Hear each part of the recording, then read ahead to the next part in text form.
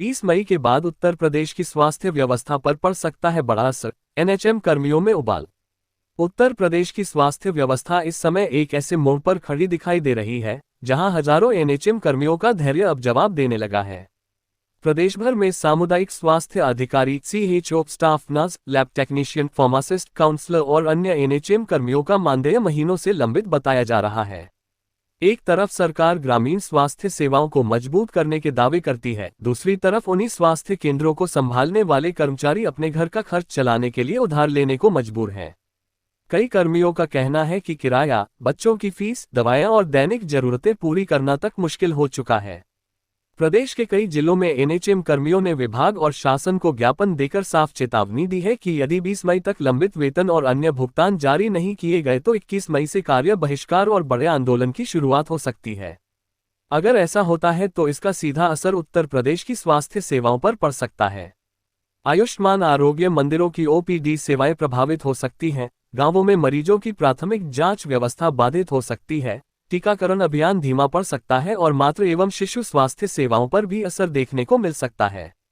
सबसे बड़ा सवाल अब यही खड़ा हो रहा है कि आखिर जिस एनएचएम व्यवस्था के दम पर गांव-गांव तक स्वास्थ्य सेवाएं पहुंचाने का दावा किया जाता है, क्या उसी व्यवस्था को संभालने वाले कर्मियों की मेहनत और समस्याएं अब शासन को दिखाई नहीं दे रही। कर्मचारियों का कहना है कि वे आंदोलन नहीं करना चाहते, लेकिन लगातार अनदेखी और आर्थिक संकट ने उन्हें इस स्थिति में ला खड़ा किया है। अब 20 मई की तारीख सिर्फ कर्मचारियों के लिए नहीं बल्कि उत्तर प्रदेश की स्वास्थ्य व्यवस्था के लिए भी अहम मानी जा रही है। यदि समय रहते समाधान नहीं निकला तो आने वाले दिनों में प्रदेश की स्वास्थ्य सेवाओं पर बड़ा असर देखने को मिल सकता है। 20 मई के बाद उत्तर प्रदेश की स्वास्थ्य व्यवस्था पर पड़ सकता है बड़ा असर, एनएचएम कर्मियों में उबाल। उत्तर प्रदेश की स्वास्थ्य व्यवस्था इस समय एक ऐसे मोड़ पर खड़ी दिखाई दे रही है जहां हजारों एनएचएम कर्मियों का धैर्य अब जवाब देने लगा है।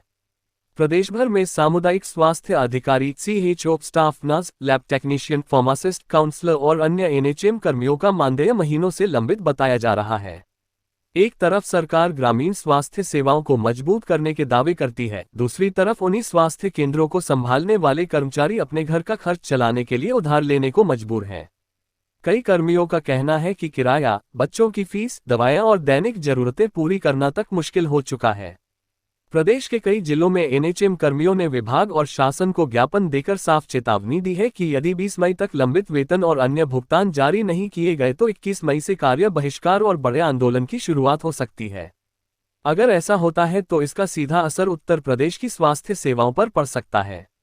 आयुष्मान आरोग्य मंदिरों की ओपीडी सेवाएं प्रभावित हो सकती हैं, गांवों में मरीजों की प्राथमिक जांच व्यवस्था बाधित हो सकती है, टीकाकरण अभियान धीमा पड़ सकता है और मातृ एवं शिशु स्वास्थ्य सेवाओं पर भी असर देखने को मिल सकता है।